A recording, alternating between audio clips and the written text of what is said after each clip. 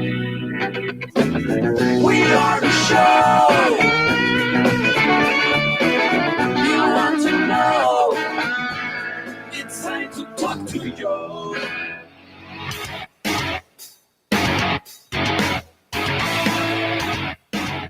right. Good morning. Wow, August 14th. I mean, the summer's flying by. The year has been flying by. That's just amazing. Well, good morning, and thank you for joining us for the Sunday morning talk block. I'm Joe Mangiacotti with the Joe Mangiacotti Show here at 6 o'clock. We're the conversation for the next hour at 508-871-7000. That's 508-871-7000. Mike Wade at 7 o'clock with Conservatively Speaking, Peter Bluth Show at 9 o'clock to noon, Jerry Doherty slides in the apartment. Don't forget, we are live streaming on the TuneIn app. That's right.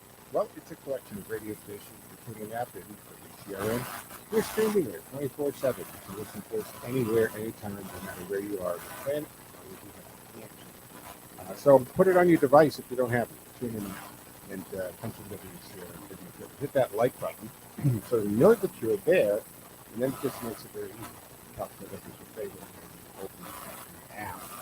You can join the conversation, as I said, at 508-871-7000. Shane is flying the board back at H2 in the broadcast line installation at Mount Overless in the studios of Cameo Media.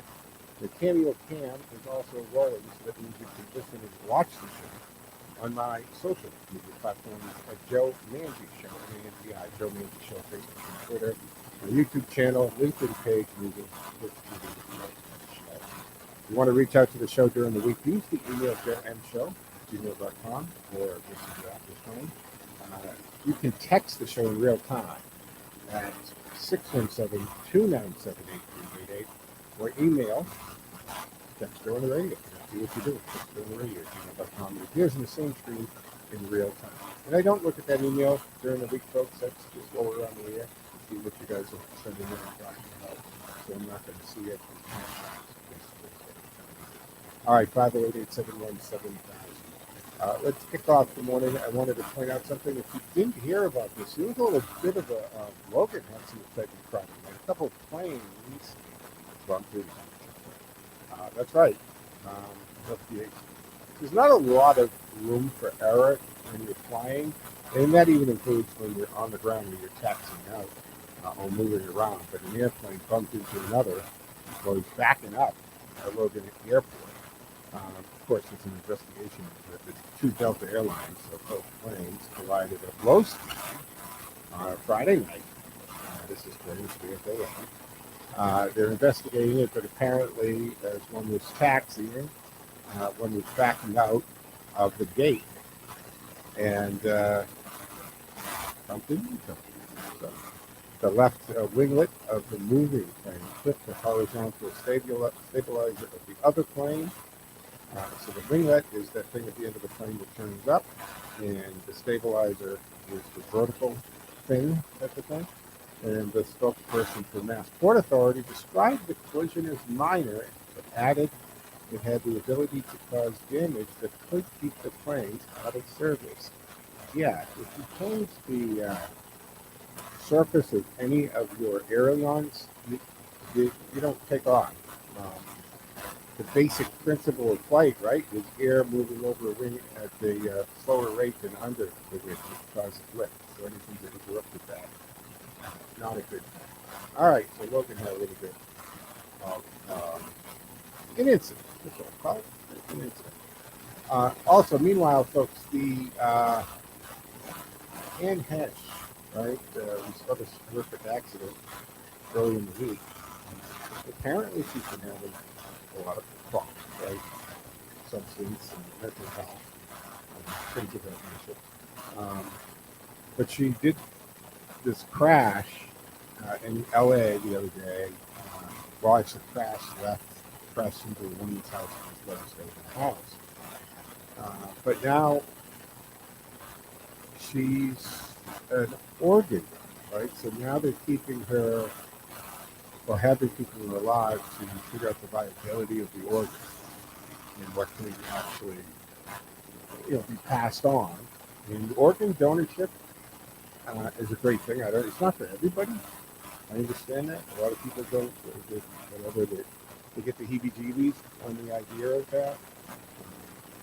They don't want to do it. You can tell the registry to put organ donor on their license so that if you're ever in a devastating accident and they find you and they look and see you out and what's going on, you'll see that and they will treat you a little different. In the sense that they'll try to preserve you, they would put the body on ventilator even if you're brain dead because they want to take the viability of the organ, that kind of thing. And I know a lot of people say, I don't want to be an organ donor because they're more apt to die and harvest the organs. I don't know, let's say where are you in organ donor? I don't know, that's actually an interesting topic. She played, I don't know, well, I'm not, I gotta be honest, I'm not familiar with her CV. Yeah, I know she dated Ellen at one time, right? But didn't they like separate 20 years ago or something? She's 53 and has been brain dead and on life support pending the evaluation for organs. The family's just saying, just as much as we do, that we ask that the county refrain from inquiring about her health status. This project is important to Anne, along with each and every one of us. We also have to make a film. So they're going to release this film that she completed, and of course, now brain dead, and will be laid to rest shortly, I guess. But she had a movie there, or a film that she put together, so they're going to release it after. So then we know that's going to be bad. All right, just some little tidbits. 508-871-7000. One the other thing here that I'm watching is that the FBI report that has confirmed that Alec Baldwin pulled the trigger in the fatal Rust set shooting. Really? Really? You confirmed that? Months later? Are you kidding me?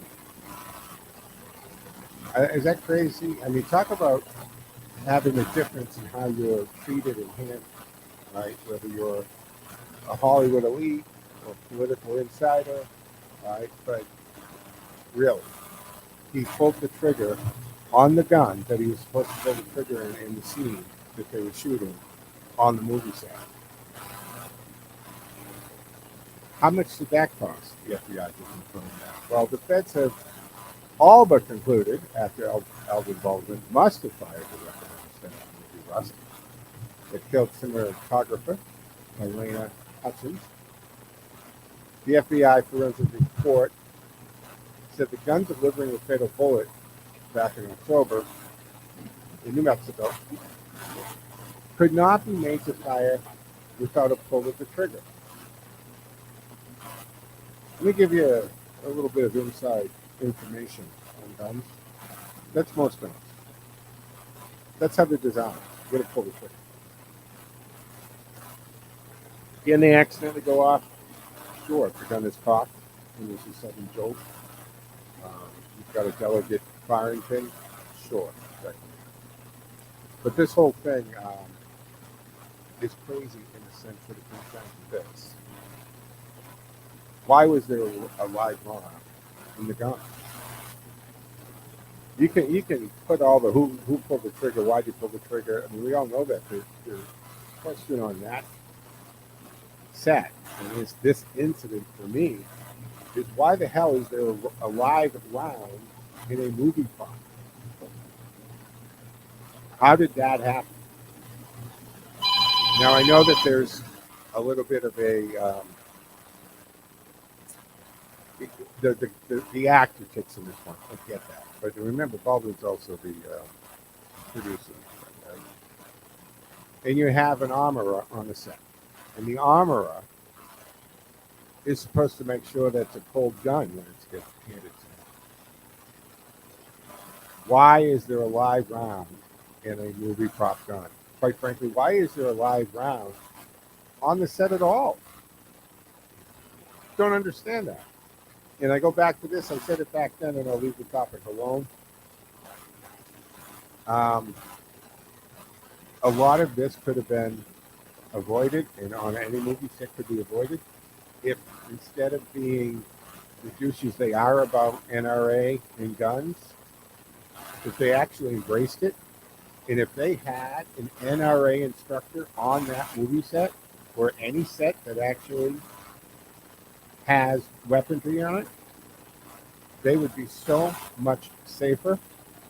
They would cut the chances of an incident like this nearly to zero, because an NRA instructor, and there's plenty of them around, when I go to the gun club, you couldn't swing a dead cat without hitting 5 of them. They would never allow this weapon to have been a hot weapon. But Hollywood elite talking to the NRA, or much less giving them responsibility or allowing them on their movie set, that would be akin to voting for Donald Trump. They would never do it. They'd rather call the NRA a terrorist group. Yet their entire purpose, and yeah, you can argue their purpose is lobbying and gun legislation, but that's because our Second Amendment is under attack all the time. But their first purpose and original purpose is gun safety, the proper handling of weapons, the proper storage of weapons, ammunition, and just safety on the range, safety when hunting, safety whenever a gun is present. So my answer to them is, why don't you just start putting NRA instructors in charge of the armories on the movie sets? All right? All right, folks, we're coming up to our first break here on the Sunday edition of the Joe Mangiacotti Show, AM 830 WCRN. We can join the conversation at 508-871-7000 and 508-871-7000. We'll go right to the phones when we come back. I know that we have people waiting. Thank you for holding on. Mark, you're up first when we come back on the other side of the break. And then we're going to talk a little bit about Mar-a-Lago, the fallout of this raid. What does this mean? Rising crime across the country. Every day there's another story that just makes you sick. And people are fighting back. All right. Great stuff ahead here in the Sunday edition. Stick with us. Joe Mangiacotti.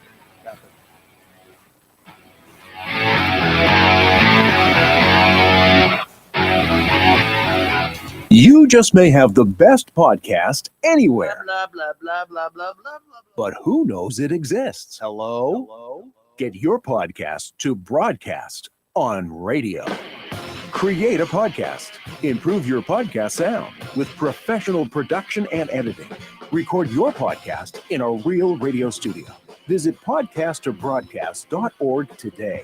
Get your podcast on the radio with podcasttobroadcast.org. Chris Thompson here, station manager at WCRN. I need salespeople. If you're retired or a stay-at-home mom looking to make a few extra dollars, this opportunity is perfect for you. Work part-time, set your own schedule. It's fun. We provide the training you need to succeed. The only thing better than listening to Howie Carr is selling Howie Carr. If you're outgoing, not afraid to learn new things, and would like to earn some extra money, call me at 508-870-5803, extension 222. Start making money selling radio. WCRN is an equal opportunity employer. Providing quality coffee shows that a company cares about their employees and customers. No one cares more about quality and keeping customers happy than Good as Gold Coffee Service. For over 45 years, Good as Gold has been privileged to be the preferred coffee supplier of some of the area's finest businesses. Isn't it time for you to make Good as Gold your coffee service? Whether you enjoy freshly roasted coffee beans, pre-measured packs, or single cup solutions, Good as Gold Coffee has the perfect solution for every size business. Call Good as Gold Coffee today at 1-800-322-0439 or visit them on the web at goodasgold.com. Good as Gold, proud to be your family-owned coffee connection. Whether it's the latest news, sports, and weather, Howie Carr in the afternoon, or North Star music at night, listening to Full Service Radio 830 WCRN has never been easier. Just log on to WCRNradio.com. This is the Joe Mangiacotti Show. We are the show you want to know. It's time to talk to you. All right, folks, welcome back. Sunday edition of the Joe Mangiacotti Show here in AM 830 WCRN, 508-871-7000 to jump on a two-way talking conversation, 508-871-7000. Shane is flying aboard back at HQ. He'll get you thought that he did with Mark. Good morning, Mark. Thank you for holding on, man. What say you? You look marvelous. It was marvelous as well. Have you seen Bill Galvin's newest political ad on TV? No, tell us about it. Well, in the ad, he states that Donald Trump is already planning to, quote, steal the next election. That's what he's running in his ad. Bill Galvin. Bill Galvin, our state secretary, Bill Galvin from Massachusetts? Yeah. No, I didn't see this, but this sounds pretty pathetic. What would he gain from running an ad like that, and why? I mean, what's the premise of this? Is this to promote these mail-in mass ballots or something? Yeah. Wow. Now, this is the same guy. Okay, where you have elected Massachusetts officials. One of them is a city councilor. Forget what city he's from. Another one is a Massachusetts state rep from Acton. You know who I'm talking about. Yeah, the Who are both of them were named in a lawsuit by Jim Lyons, chairman of the Massachusetts Republican Party, both in federal and state courts. I guess it's kind of like a cease and desist order against both of them. These are elected state officials who are publicly harassing legal petitioners at various locations, petitioning locations throughout the state. And Bill Galvin he's violating their civil rights blatantly. Their civil rights are being violated. Jim Lyons, the chairman of the Republican Party, filed formal lawsuits regarding their harassment of these legal petitioners in both federal and state courts. And Bill Galvin doesn't say a peep about it. He doesn't have a word to say about it. And yet he's running an ad stating that Trump is already planning to steal the next election. What is this? Is this guy from another planet? I mean, what is he living in an alternative universe? What is up with this guy? I have no idea. And quite frankly, I used to think of Bill Galvin as a middle-of-the-road guy, or not middle-of-the-road guy, let me put it another way. I always thought of him as just a fair guy, you know, down the middle, like straight shooter, did his job. He's been there forever, Mark, right? I mean, I don't even know how many years. He never gets challenged, or if he ever does, it's a joke. So he's been our Secretary of State for a long, long time. And I always just thought he was pretty decent about being a responsible secretary and not doing this. So I just did a quick search to see what we're talking about here. But yeah, I guess he's responding to or saying that Trump's comments and so forth about how ballots are counted is anti-democratic and so forth. Bill Galvin anticipates. You haven't seen the ad itself. No, I will. I can't do it on the air, but I will try to look at it. Great. Take a look at it, but no, I didn't know about this thing for bringing it to our attention. Headline on this from WWR: Mass Secretary of State Bill Galvin on President Trump's claims of election fraud. Speaks during a press conference at the State House to provide information on the September 1st primaries, and update on early voting and voting by mail turnout. Look, I just, you know, Mark, because you listen to the show, I am so against two major things on these election revamps. One is mass mailing of ballots. Absolutely asinine idea. Leave it alone. I think we should reset back to the way it used to be.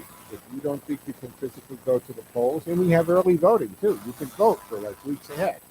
But if you don't think you can even do that, then you call up and you specifically request an absentee ballot that's sent to your home, and I think they should be serial numbers, so that not what the vote is, just that they got it back. They never look at it. And this in the drop boxes. Those are the two worst things that are so anti-integrity in voting. They open the door for illegal voting activity, for ballot stuffing and harvesting. Putting these drop boxes. Why do we need drop boxes all over the place? We have mailboxes. We have the city hall or the town hall, right? And you got the vote, the polling place. There's no reason in the world to randomly drop these boxes all over town that aren't even being watched or secured. Thank you for the call, Mark. I appreciate it. So it's so asinine to me that is even out there. So I'll take a better look at this because this is interesting and find out what this has to, what's going on with this thing. And it's always hard to, you look at these things and ask, right? And depending on who's putting them out, how they're written, if they're written some bias, coming from what you. So you have to read 2 or 3 different articles to try to get what's really happening. So what is the story? So I'll do that. We'll take a look at that. Thank you for that. Before I get to Mar-a-Lago, so look, the House passed the bill, and I'm calling the bill because how many different names did they go through before they settled on the Inflation Reduction, which is asinine as a name. But they passed it the other day, right, in the House. 220 to 220 to 207 votes passed in the House. And Janet Yellen, Federal Reserve Chair, who's another person that can just save your time and probably should move along. I mean, she either doesn't know her job or she knowingly lies. Like she was the one who came out and called what everybody else on the planet knew wasn't transitory inflation. She called it transitory inflation. Well, this week, Janet Yellen wrote a letter outlining that the $80 billion in funding the IRS that they're set to receive so they get more resources. She says it wouldn't be used to bolster the agency's auditing of middle income earners and small businesses. Again, how much faith can we put in to Yellen's statement, even if she puts it in writing? Right? Independent analysis, Yellen sought to quench concern that the IRS funding included in Joe Biden's Inflation Reduction Act will not target the average American. Seriously. Almost immediately, there was information to the contrary. Now this Inflation Reduction Act is basically being construed as a climate and health care bill. Yeah. Now it got through the Senate only because of Senate President Kamala passed the vote. And the $80 billion measure to overhaul the IRS with, by the way, 50%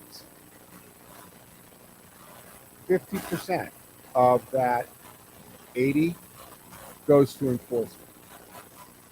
4% of the 80 billion is going to taxpayer services. So when the Democratic congressmen and senators are out there trying to put a spin on this atrocity that they just voted for, and they tell you it's all about taxpayer services, and someone's going to actually answer the phone, right? Because that's the spin that you've got, right? That's what you've heard. This is a great thing. Someone's going to actually answer the phone. You'll have all of this taxpayer service. Now, I'm not sneezing at 4% of $80 billion, and I don't think you would either. But when 50%, think about that, 50% of $80 billion is going to the enforcement of taxpayers' audits, etc., right? That is a lot of money, folks. That is a lot of money. So 50% is actually going for enforcement. And immediately almost, many different independent watchdog groups and the CBO even wrote that that's not the case. Look, the majority of the revenue to operate this country and to give billions of dollars and trillions of dollars away that we do every year doesn't come from the billionaires and millionaires, but it comes from the middle class. It comes from people making under $200,000, under $100,000. So now you're going to have 87,000 new agents, which is more than several other agencies combined. And I also talked about this the other day, that they're arming bureaucracies. If you didn't hear me the other day, just real quickly, everything from the Weather Service to the Railroad Board are armed. That includes the EPA, Social Security. They're basically arming or having a group of armed individuals within almost every federal bureaucracy that there is. So the entire federal government's getting armed while they're trying to take our arms away. So the CBO wrote that the estimate of the Deficit Reduction Act for the Build Back Better Act, in essence, right, was lowered by $11 billion. And although its 10-year enactment is noted to have negligible effect on inflation, folks, negligible effect on inflation. We're going to have to take a break here, but basically the $200 billion expected revenue from the Inflation Act is expected to generate, according to projections, 90% of it would come from small businesses making less than $200,000 annually. Stick with us. Got to take a break at the bottom of the hour. We'll be back on the other side. Joe Mangiacotti. 93% of adults listen to the radio each week. Of those exposed to radio ads, over half made a purchase. Despite how often the media reports on newer forms of advertising, it is, in fact, free broadcast radio that most effectively reaches and truly influences customers.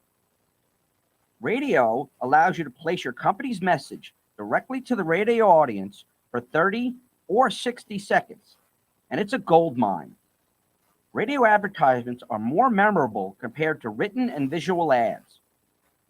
It's just this simple. Sound is stored more effectively inside memories.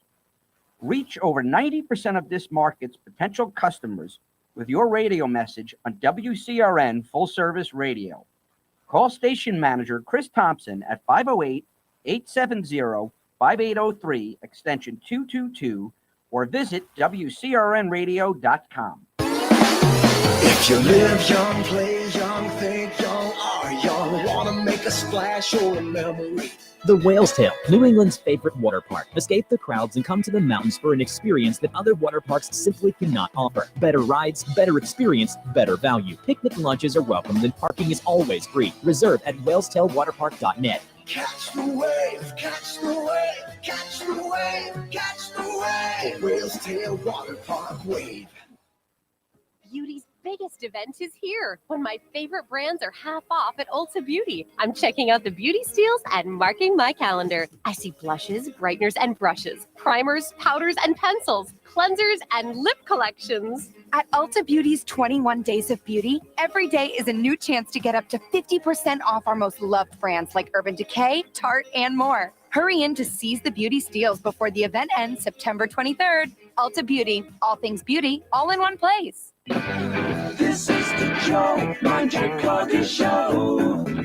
We are the show you want to know. It's time to talk to Joe. All right, folks, so welcome back to the second half of the first hour of the Sunday edition of the Joe Mangiacotti Show. I'm Joe Mangiacotti, broadcasting from the Cameo Studios. The Cameo Cam is on.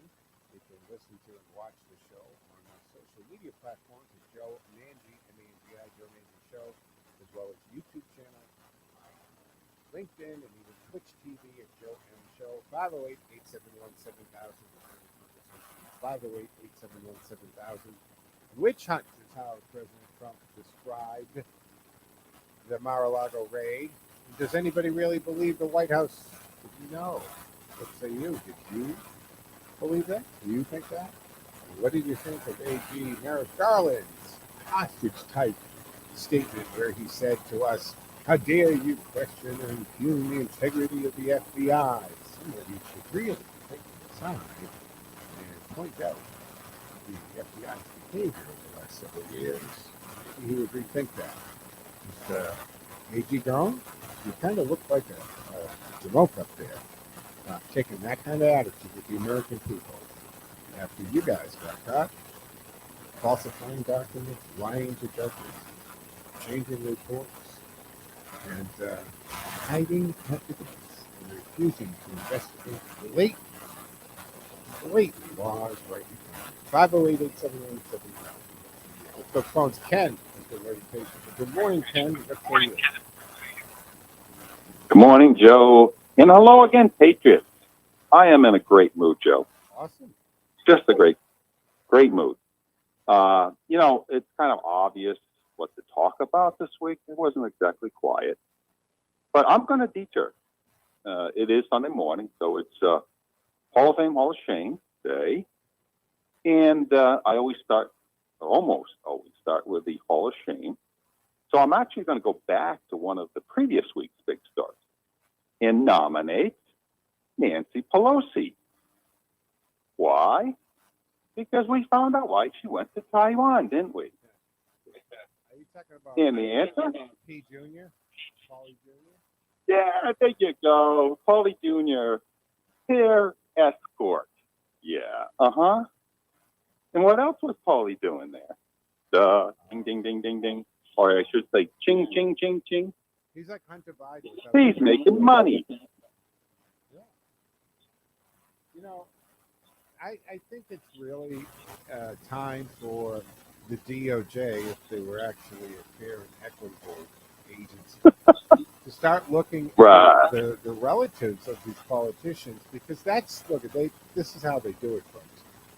They're smart enough that they don't directly get the money to the politician, right? It's the spouses and the kids that end up on boards that they have no justification in sitting on, right? And they literally get paid six figures to, in some cases, seven figures, to just literally sit on the board so that they have that connection to the speaker, to the president, to the vice president, or other powerful members of our Congress. And they don't do anything, actually. They don't have the expertise in the field or anything like that. So you get that. And now it's coming out. I mean, and she described this as an escort, because she said, because, Papa Pete couldn't go because he made a court date and other issues to worry about. But the point is, Paulie Jr. disappeared, Ken, many times in this trip. And he ends up sitting on the board of a couple of companies in all the places that you visit. Isn't it interesting how the Pelosi family or family members somehow have business interests in all of these Asian countries? Hey, Joe, you pay $80 million for a 10-hour visit, and they collect. Use that for a campaign line, just how corrupt they are. You pay, they collect. Rather simple. It's gotten to be that it is so blatant that in addition to doing it, they're saying to us, yeah, and there's really nothing you can do about it. The media is not going to do any kind of investigation, much less cover it. And there's nothing you can actually do about it. And if you're the type of person that's going to raise a lot of crap, look what we've done to a former president. What do you think we'll do to you? I was born and Joe, it's rather simple. In a great country, and I think I'm going to die in a banana republic. without ever moving. I love Joe, I love the way the media handles these type of stories. They ask one question, they do uncover the corruption with one question, and then that's it. No follow up. To actually give you the detail of what's going on. Right? So there is no They check the box. to anything. Nothing. You have to figure out what the heck happened. Isn't it their job? It's your job. Who asked, was he on there? And she said, do you have any business? And she said, no, absolutely not. No. Well, there's a follow-up with that is, well, he sits on this board, he sits on that board, right? He has this deal, so he does have business in these countries. So we know that, Speaker Pelosi. So the question is, why do you not think that this is a point of interest to the American people? You don't have the luxury, and apparently she does have the luxury, because again, the media will not ask a follow-up question, won't investigate into it or dig into it. And most of the time, right, if we look at this, Ken, isn't it always more conservative journalists who have prompted the fact that it then has to become, look at the Hunter, the Biden laptop, right? The legit and conservative media were telling us about this story literally years ago. And just recently, because finally the New York Times decided to give it its blessing as a story that is now legitimate, and Stelza, the little egg guy from CNN, finally admitted on the show the other day saying, it could be real, it's not all a right-wing conspiracy talking. Like, they live in another world, man. Well, sad Joe, in about this, self-esteem. Ken, people also one of my sisters was over here, right? Picking up. My niece needed some things for her apartment. I said, come on, we'll pick up whatever some things you want. She's over in, Mar-a-Lago. It's broken. And I said something about, the FBI lied about this. And she said, what are you talking about? I'm like, Hillary Clinton and the FISA court. And she's like, what are you talking about? I don't know anything about it. And I'm like, how do you not know this? She said, I don't know. I watch the news. I go, she lives in New England. What do you watch? Because there is, as we know, there is one network out there that if you watch, you would never have seen anything like this. You never see the truth. And when they do cover it, they tell you it's a lie. And 51 intelligence officers signed off. And I think every one of those 51 people should have to answer. It never ends. And Joe, crossing over to the Hall of Fame, someone who I've mentioned previously, not long ago. And this would be a true reporter that you can catch on his YouTube channel, and that would be Matt Christensen. His topic yesterday was pertaining to the 3 Muslims shot and killed in New Mexico. Familiar with that one? I heard the story. All right, so Matt gives you the details. So literally, you just go into his YouTube video that he produced yesterday, and he described what happened. There was an Afghan and 2 Pakistanis. Now, I believe they were all citizens now of the United States. They just happened to be in a Muslim community in Albuquerque, New Mexico. And they were shot dead within the past week or two. I don't know exactly the timing, but it became a big news within the past week or so. So how do you think the news media reacted to that? Oh, it's a hate crime. It has to be somebody who hates Muslims. Well, Matt did his investigation, and then there was actually a police report. They have a suspect, and that was just within the last couple of days. Guess what the nationality of the suspect is? A Muslim. So this is just that's a fact of life throughout the history of mankind. And Matt's describing this is, you can name virtually any race, okay?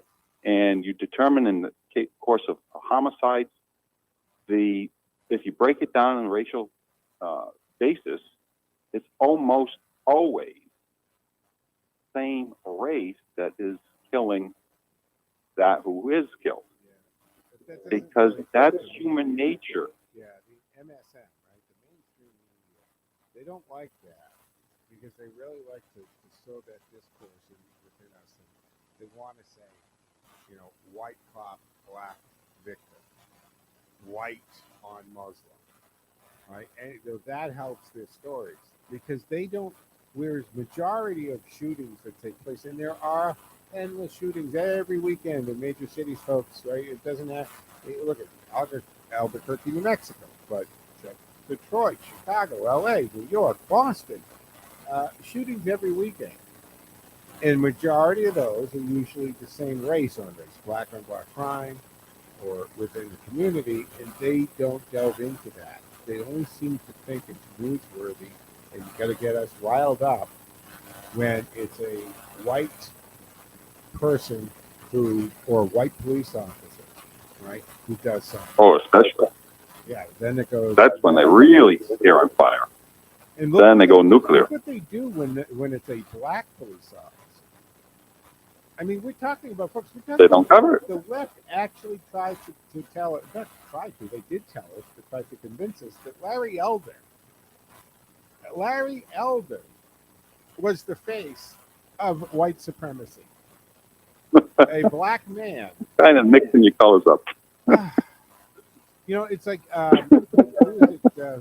is it Dave Chappelle? I think it's Dave Chappelle, who does the character of, he's the blind man, and he doesn't know he's black, and he becomes the big leader of the KKK.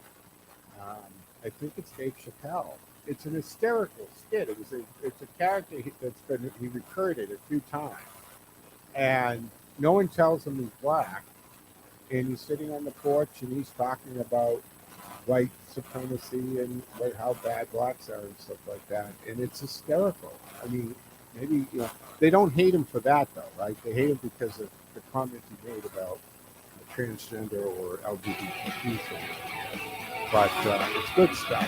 But we do have to take our break here. Sorry, Ken. Better hold you there. Stick with us here in the Joe Mangiacotti Show. Back for the fourth and final segment.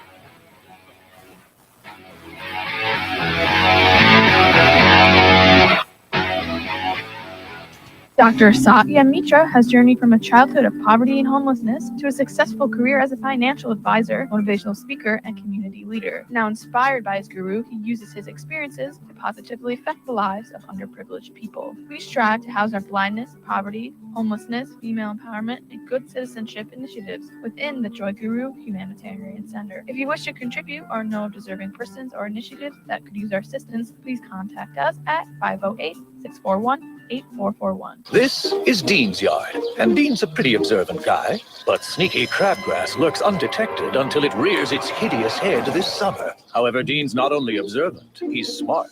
He uses Scott's Turf Builder Holt's Crabgrass Preventer with lawn food in early spring.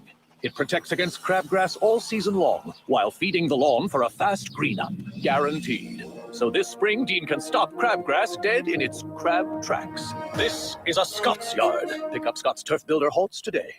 Those things we most cherish are all put at risk through the improper disposal of mercury in everyday items.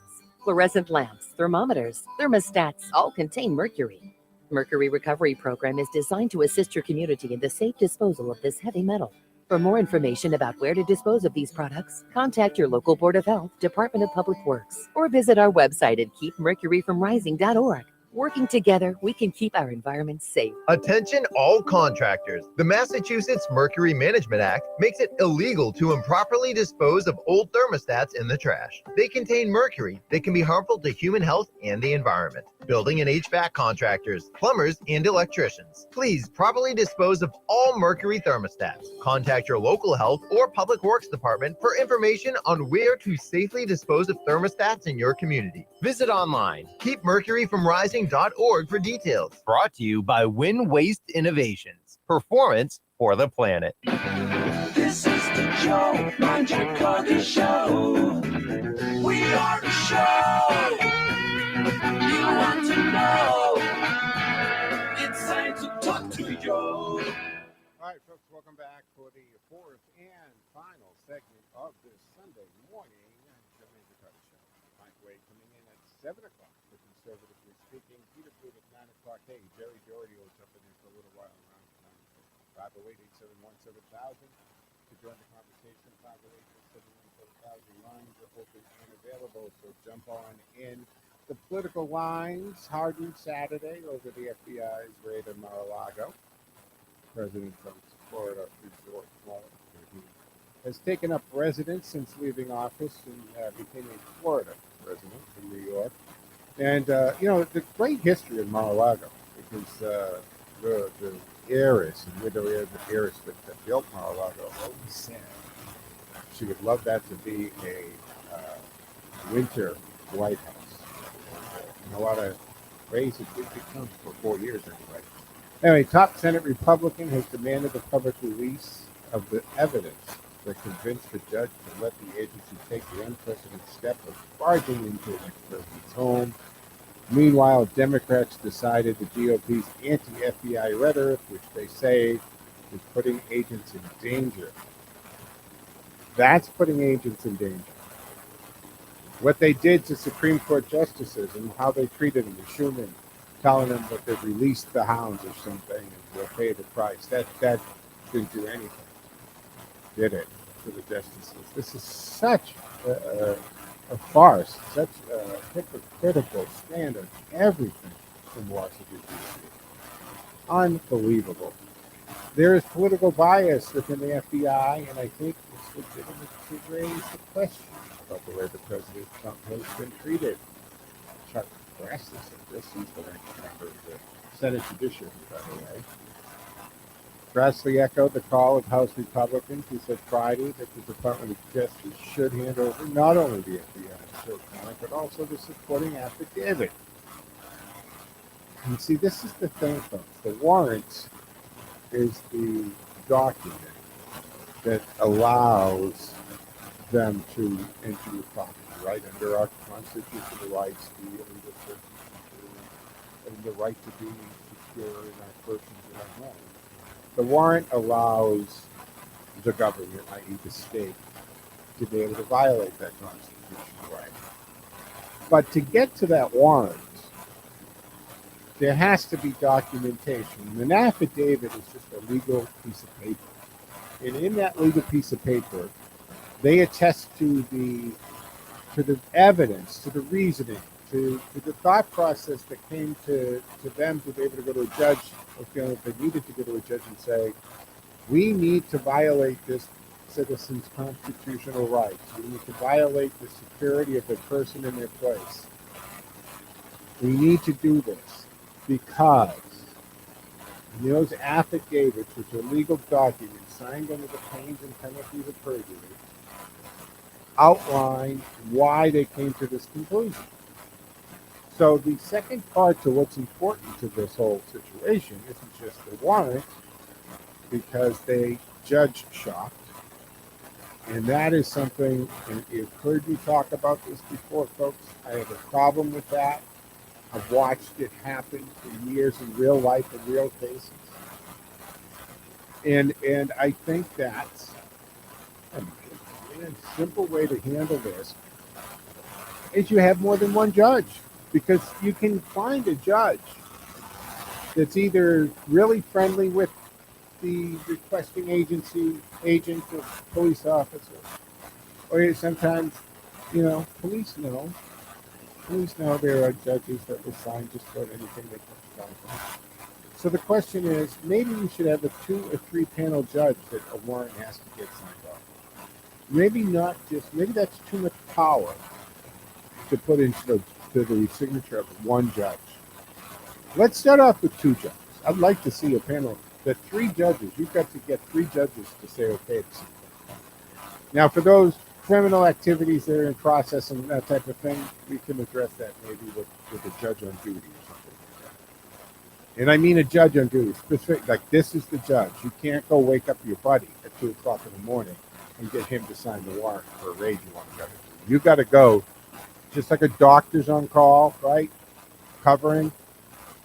We have judges, and you get the judge on duty, period.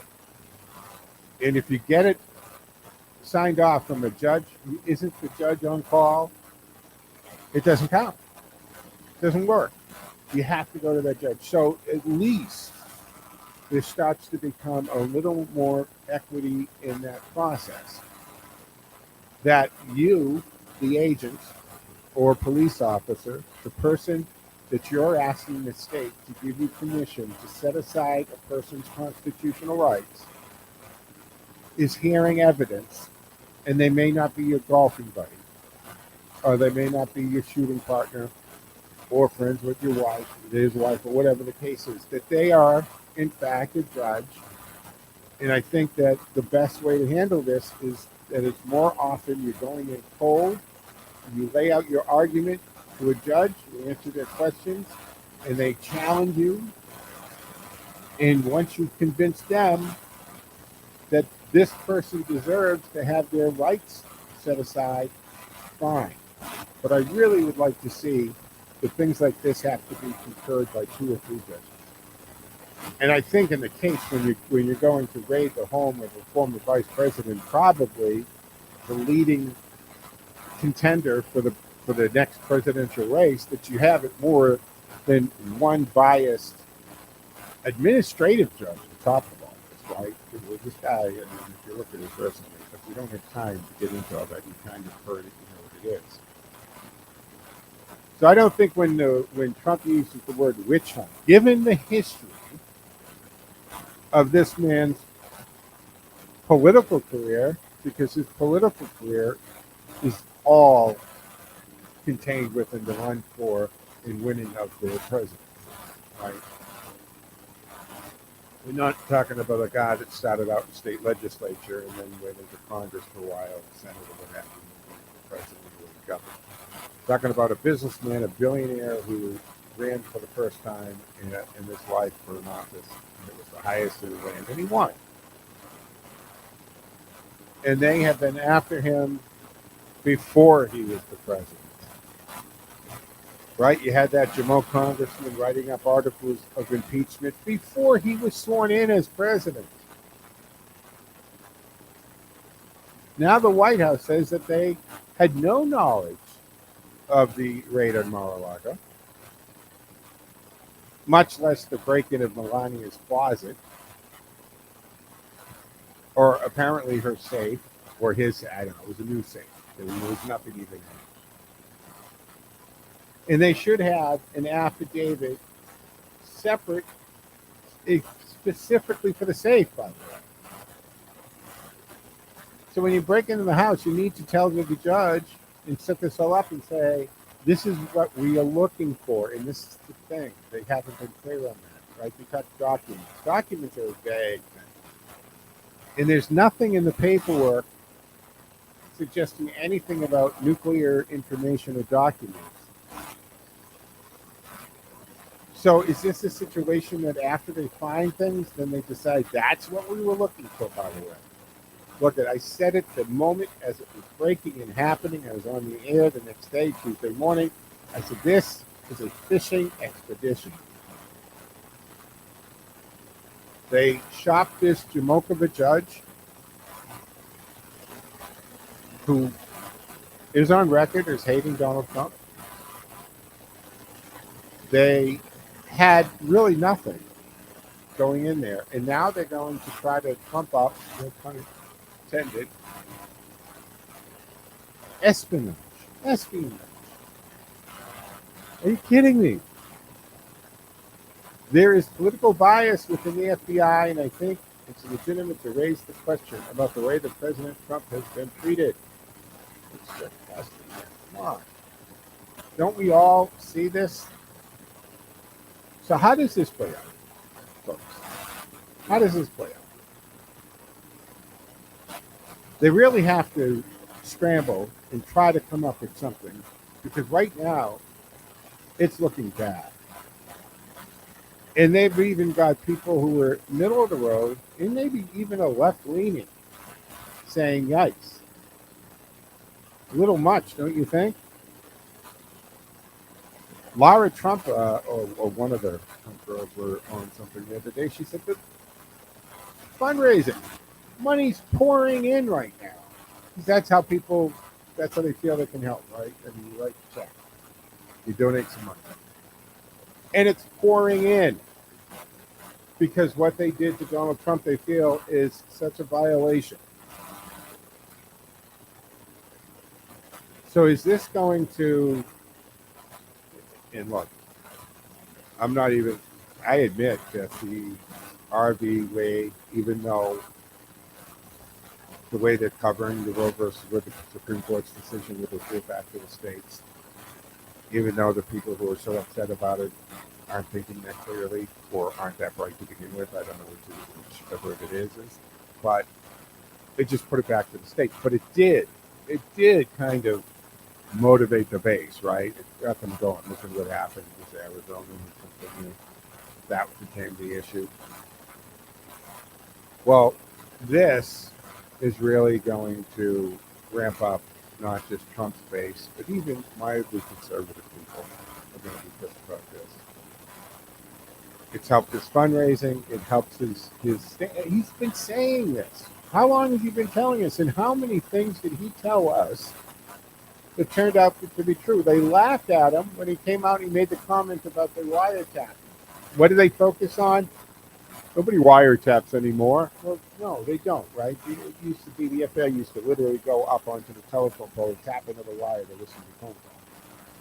We don't do that today. They literally pull it out of the air, right? The NSA has just thousands and thousands of acres of underground computers listening to every single phone call and text that you send. Yeah, by the way, so you didn't know that. Hello. Every phone call you're making is being monitored. Every text you send on your phone could be pulled out of the air like a mosquito near a blue light. It's just get over it. That's the way it is. Understand that. So that's all they did, folks. They listened to it. So what is this going to end up doing? Well, I'll tell you what, it is time to wrap up the Sunday.